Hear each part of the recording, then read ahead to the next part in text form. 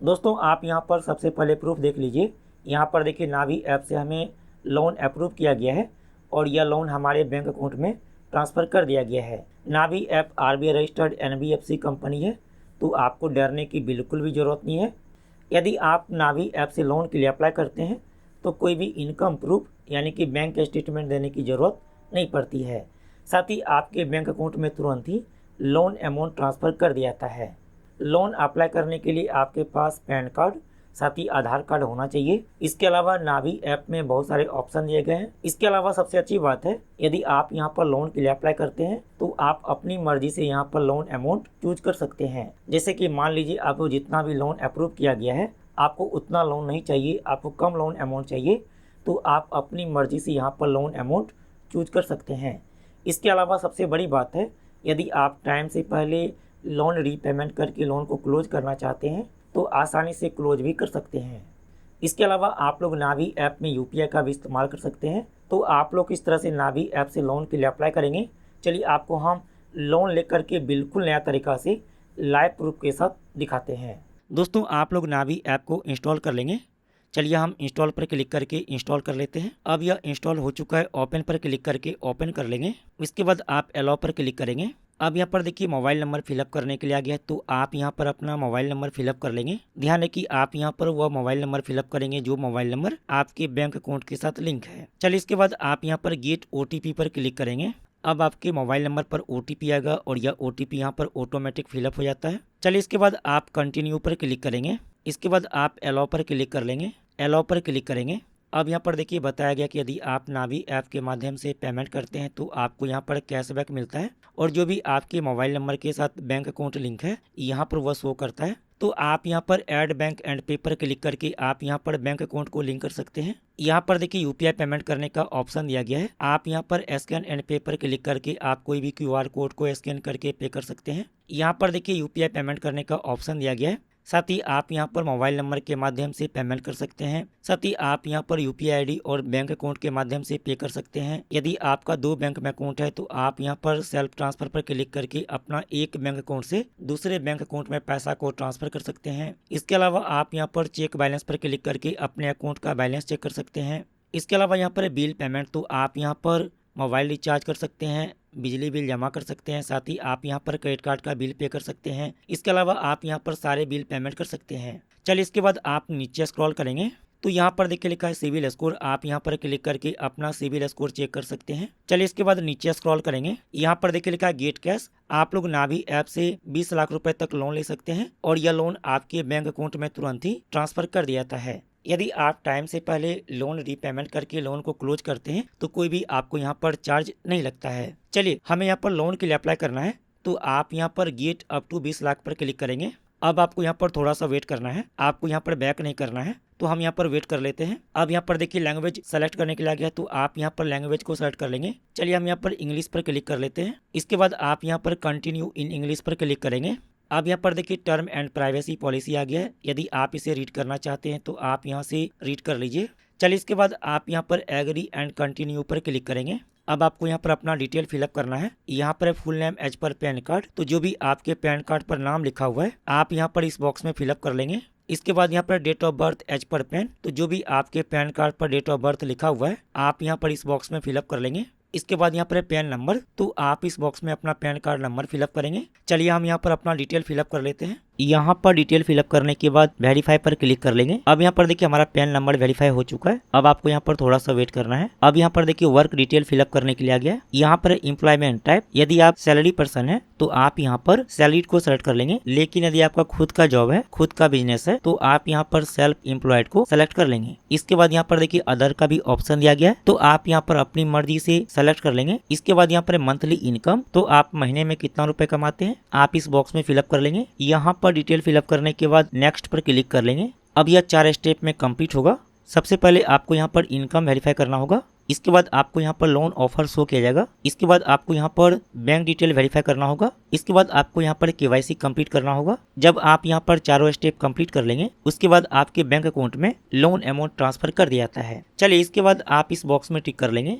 इसके बाद आप कंटिन्यू पर क्लिक करेंगे। अब यहाँ पर देखिए बैंक सेलेक्ट करने के लिए आ गया, तो जो भी बैंक में आपका अकाउंट है आप यहाँ पर वह बैंक सेलेक्ट कर लेंगे। यहाँ ऊपर में देखिए कुछ बैंक दिया हुआ है, यदि आपका इस बैंक में अकाउंट है तो आप यहाँ से सेलेक्ट कर लेंगे। यदि आपका दूसरा किसी बैंक में अकाउंट है तो आप यहाँ पर सर्च बैंक पर क्लिक कर लेंगे। अब यहाँ पर देखिए सभी बैंक दिया हुआ है, तो जो भी बैंक में आपका अकाउंट है आप यहाँ पर वह बैंक का नाम फिलअप करके बैंक का नाम सर्च कर सकते हैं। जैसे कि हमारा स्टेट बैंक ऑफ इंडिया में अकाउंट है तो हम यहाँ पर स्टेट बैंक ऑफ इंडिया पर क्लिक कर लेते हैं। चलिए इसके बाद आप यहाँ पर यस कंटिन्यू पर क्लिक कर लेंगे। अब दोस्तों आपके मोबाइल नंबर पर OTP आया होगा, तो आप यहाँ पर OTP को फिलअप कर लेंगे। यहाँ पर OTP फिलअप करने के बाद प्रोसीड विथ कॉन्सेंट पर क्लिक कर लेंगे। अब यहाँ पर देखिए आपके बैंक अकाउंट का लास्ट का 4 अक्षर शो करता है। चलिए इसके बाद वेरीफाई पर क्लिक कर लेंगे। अब यहाँ पर जो भी आपके बैंक अकाउंट के साथ मोबाइल नंबर लिंक है उस पर बैंक की तरफ से OTP आया होगा, तो आप यहाँ पर OTP को फिलअप कर लेंगे। यहाँ पर OTP फिलअप करने के बाद वेरीफाई OTP पर क्लिक कर लेंगे। अब यहाँ पर हमारा OTP वेरीफाई हो चुका है। अब आपको यहाँ पर थोड़ा सा वेट करना है।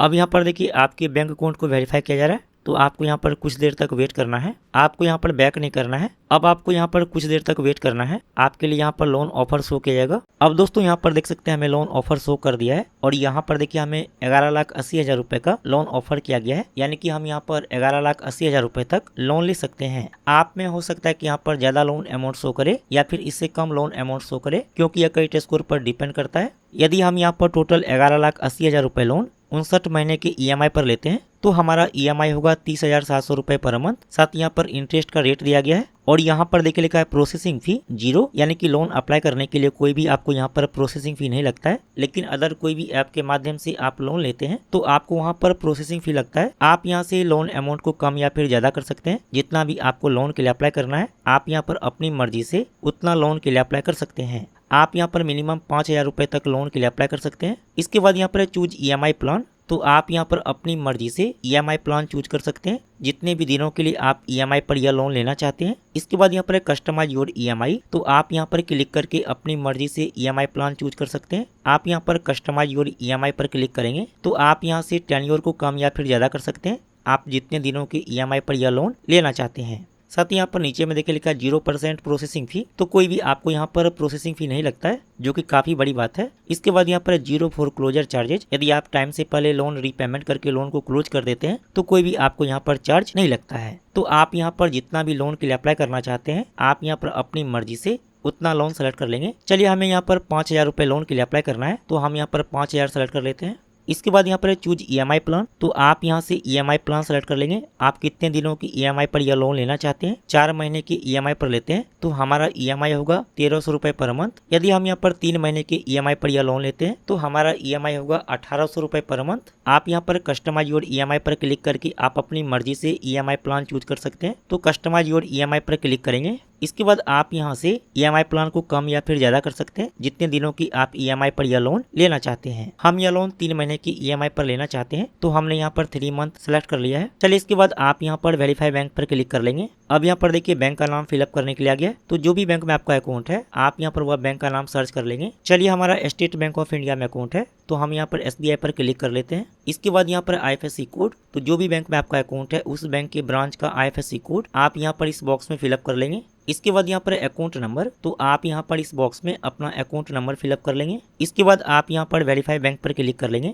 अब आपको यहाँ पर थोड़ा सा वेट करना है। अब यहाँ पर देखिए ऑटो पे सेटअप करने के लिए आ गया है। यहाँ पर ऑटो पे मतलब जितना भी आपका EMI है वह EMI आपके बैंक अकाउंट से ऑटोमेटिक हर एक महीने कटता रहेगा, आपको अलग से EMI पे करने की जरूरत नहीं पड़ेगी। तो आप यहाँ पर 3 तरीका से ऑटो पे सेटअप कर सकते हैं। सबसे पहला तरीका UPI, इसके बाद यहाँ पर डेबिट कार्ड, इसके बाद यहाँ पर नेट बैंकिंग। तो जो भी तरीका से आप यहाँ पर ऑटो पे सेटअप करना चाहते हैं आप यहाँ पर वह सेलेक्ट कर लेंगे। चलिए हम यहाँ पर UPI के माध्यम से ऑटो पे सेटअप करेंगे, तो हमने यहाँ पर UPI को सेलेक्ट कर लिया है। इसके बाद आप यहाँ पर सेटअप ऑटो पे पर क्लिक कर लेंगे। आप यहाँ पर UPI में गूगल पे और फोन पे के माध्यम से ऑटो पे सेटअप कर सकते हैं। इसके अलावा आप यहाँ पर UPI ID फिलअप करके भी आप यहाँ पर ऑटो पे सेटअप कर सकते हैं। इसके अलावा आप यहाँ पर स्कैन QR पर क्लिक करके QR कोड के माध्यम से भी यहाँ पर ऑटो पे सेटअप कर सकते हैं। स्कैन QR पर क्लिक करेंगे तो यहाँ पर देखिए QR कोड दिया गया, आप इसे स्कैन करके भी ऑटो पे सेटअप कर सकते हैं। चलिए हम यहाँ पर फोन पे के माध्यम से ऑटो पे सेटअप करेंगे, तो हम यहाँ पर फोन पे पर क्लिक कर लेते हैं। इसके बाद आप यहाँ पर सेट ऑटो पे पर क्लिक कर लेंगे। अब जो भी आपका UPI पिन है आप यहाँ पर अपना UPI पिन फिलअप कर लेंगे। इसके बाद आप यहाँ पर क्लिक कर लेंगे।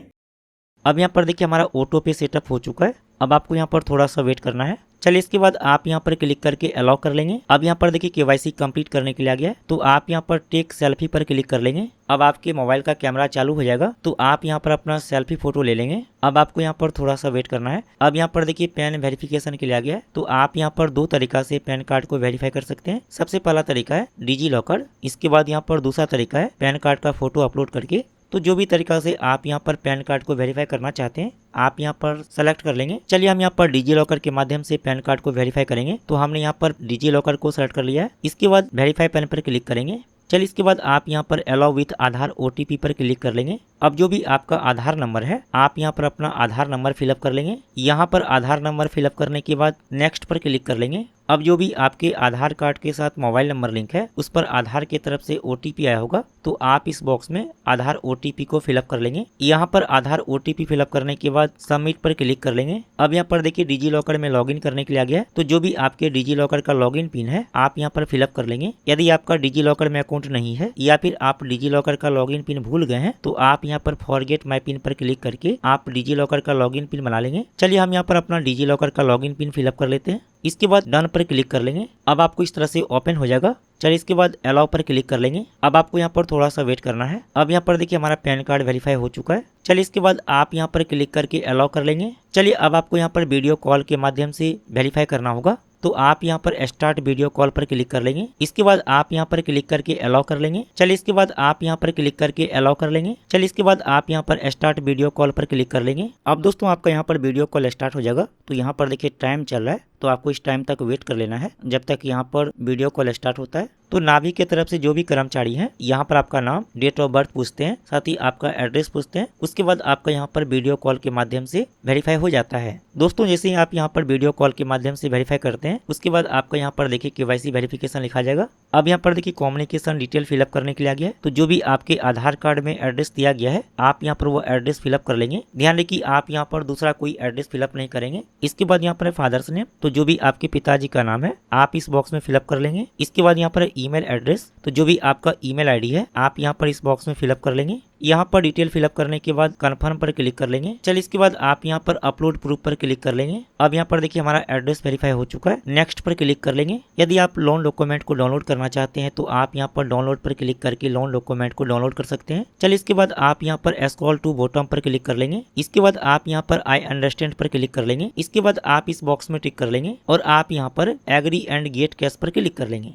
अब दोस्तों आपके बैंक अकाउंट में लोन अमाउंट ट्रांसफर किया जा रहा है, तो आपको यहाँ पर थोड़ा सा वेट करना है। अब यहाँ पर देखिए हमारे बैंक अकाउंट में लोन अमाउंट ट्रांसफर कर दिया गया है। चलिए अब आपको हम यहाँ पर प्रूफ के साथ दिखा देते हैं कि हमारे बैंक अकाउंट में लोन अमाउंट ट्रांसफर किया गया है या फिर नहीं किया गया है। दोस्तों यहाँ पर देख सकते हैं बैंक की तरफ से मैसेज आ चुका है और हमारे बैंक अकाउंट में लोन अमाउंट ट्रांसफर कर दिया गया है।